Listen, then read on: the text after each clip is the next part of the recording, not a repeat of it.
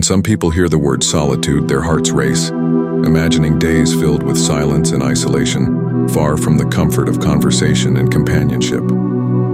Others, however, find peace in this solitude, discovering their true strength and creativity when distanced from the constant buzz of society. Yet even in our ultra-connected world, feelings of loneliness can creep in, casting shadows over our mental and emotional well-being, much like the struggles faced by the wise Stoic philosopher Marcus Aurelius. But what if solitude wasn't a pitfall to dread, but actually a hidden opportunity, an opportunity to reflect, to learn, and to grow stronger? Embracing this opportunity, however, is not without its challenges. The journey into solitude can feel daunting, like standing at the edge of an unknown wilderness, wondering what lies beyond. There's a thin line between beneficial solitude and the kind that erodes our well-being, turning quiet moments into sources of anxiety and despair. How do we tread this line wisely, turning our alone time into a powerful tool for personal development? This article dives into the art of being alone with insights inspired by the philosophy of Marcus Aurelius, a Stoic who knew the value of embracing solitude for reflective growth. Whether chosen or thrust upon us, learning to be alone in a healthy way can transform solitude from a feared adversary into a trusted ally in our journey of life. So, if the thought of solitude brings more unease than peace, stick around. By the end of this journey, the silence that once felt threatening can become a source of strength. 1. Be your own host. We are wired to be social creatures, craving connection and often fearing solitude. Yet the art of being alone is a vital aspect of personal growth and happiness. The Stoics taught us that self-sufficiency and contentment spring from within, a concept that remains as relevant today as it was centuries ago. Embracing solitude isn't about shunning the world or becoming the stereotypical lone wolf, but about becoming your own best company. Imagine hosting yourself at your home. Would you offer yourself the best seat, engage in kind conversation, and serve a meal prepared with care? This act of self-hosting teaches us to extend hospitality towards ourselves, treating our time alone not as a void to be filled, but as an opportunity for self-care and introspection. Treating oneself well goes beyond mere thoughts and extends into our physical environment. It's easy to neglect our surroundings, especially when we're the only ones experiencing them. However, the state of our living space immensely influences our mood and self-perception. A cluttered, uncared-for home can weigh on the mind just as heavy burdens do. On the other hand, a clean, orderly space can be a sanctuary for growth and reflection. Taking the time to tidy up, not just for others but for ourselves, is a practical application of self-respect. It's an external action that reinforces the internal belief that we are worth the effort, setting the stage for positive and productive alone time. Moreover, the dialogue we indulge in with ourselves in solitude shapes our self-esteem and outlook on life. The Stoic practice of observing our thoughts and challenging negative self-talk is a powerful tool for mental resilience. Being alone offers the unique opportunity to become aware of our inner narrative and gently guide it towards more constructive and compassionate conversations.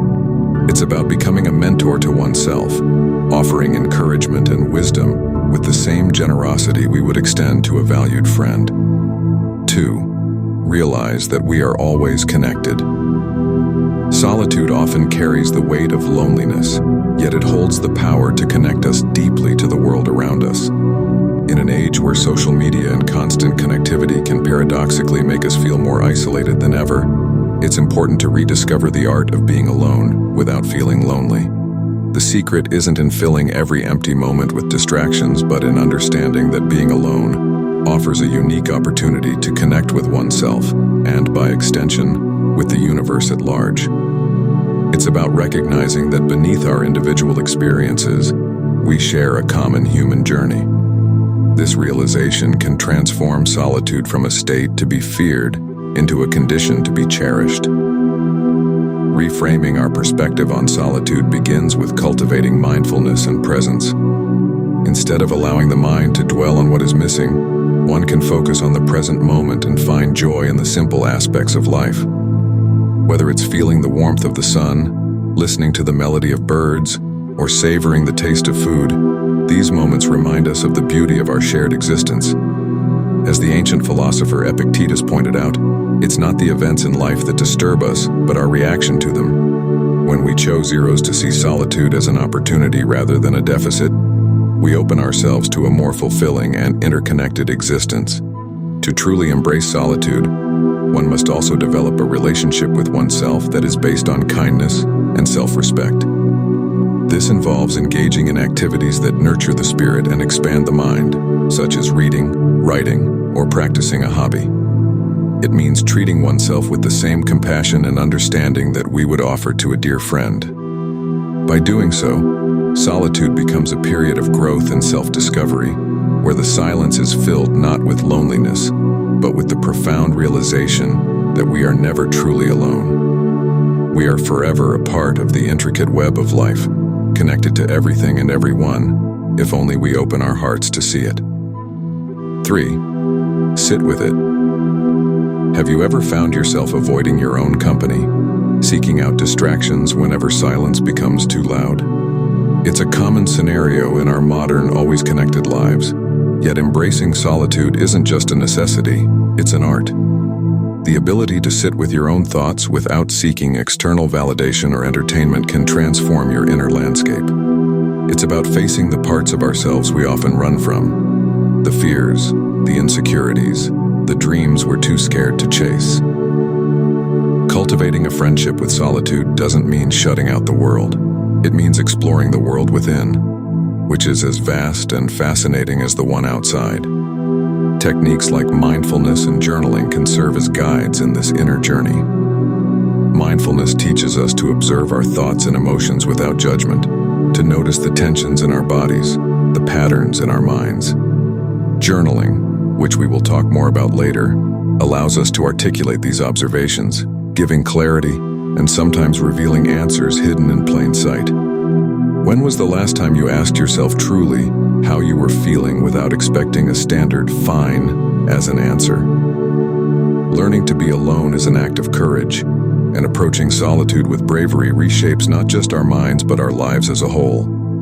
It's about strengthening our inner foundation so that when the storms come, we stand unwavering, rooted in our being, unshaken by the chaos around us. Practicing solitude allows us to dive deep into the ocean of our thoughts, to understand the currents and tides that shape our actions and reactions. It is in these moments of quiet introspection that we find true freedom, the freedom to choose, to change, to grow. It echoes the wisdom of Marcus Aurelius, who reminded us, "Nowhere can man find a quieter or more untroubled retreat than in his own soul." So dare to venture into this inner sanctum, peel back the layers, face the discomfort, and witness the transformation that awaits. In the solitude you once feared, you may just discover the strength and peace you've been seeking. 4. Chase your dreams. Let's talk about how being alone isn't just about solitude. It's about discovering a path where dreams are not just mere thoughts, but achievable destinations. Ever wondered why sometimes the silence of your own company feels richer than the loudest parties? It's because in those quiet moments, the voice that guides you towards your truest desires becomes audible. It's the moment you start to realize that following the crowd often leads us away from our own unique journey. Have you ever found yourself doing things just because everyone else is doing them? Watching shows you have no interest in or engaging in activities that don't align with your passion? That's the herd mentality at play, and it's a dream stealer. Carving out time for yourself allows space for introspection, a necessary step for any dream chaser. It's in these moments of solitude that clarity emerges, and with clarity, a plan of action can be designed. Diminishing distractions opens up a world where focus and determination lead the way, making dreams not a distant reality, but a work in progress. But how do we embrace solitude without feeling low? It starts with changing the narrative that to be alone means to be lonely.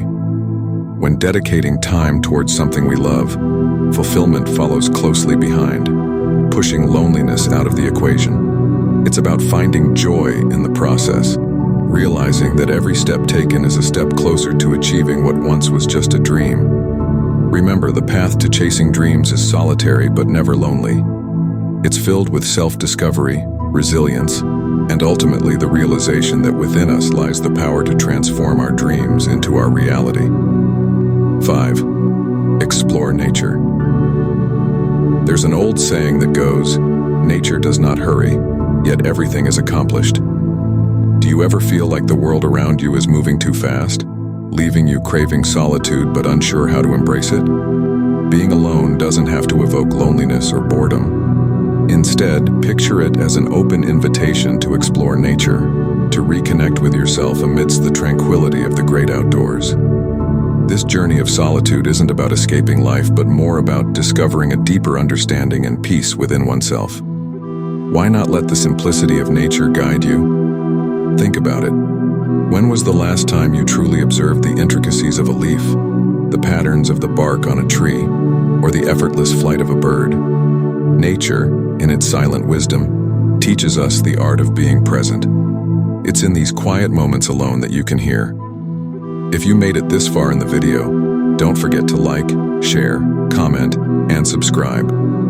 Please hit that notification bell to be notified when I post a new video. Stay tuned for more content on Stoicism,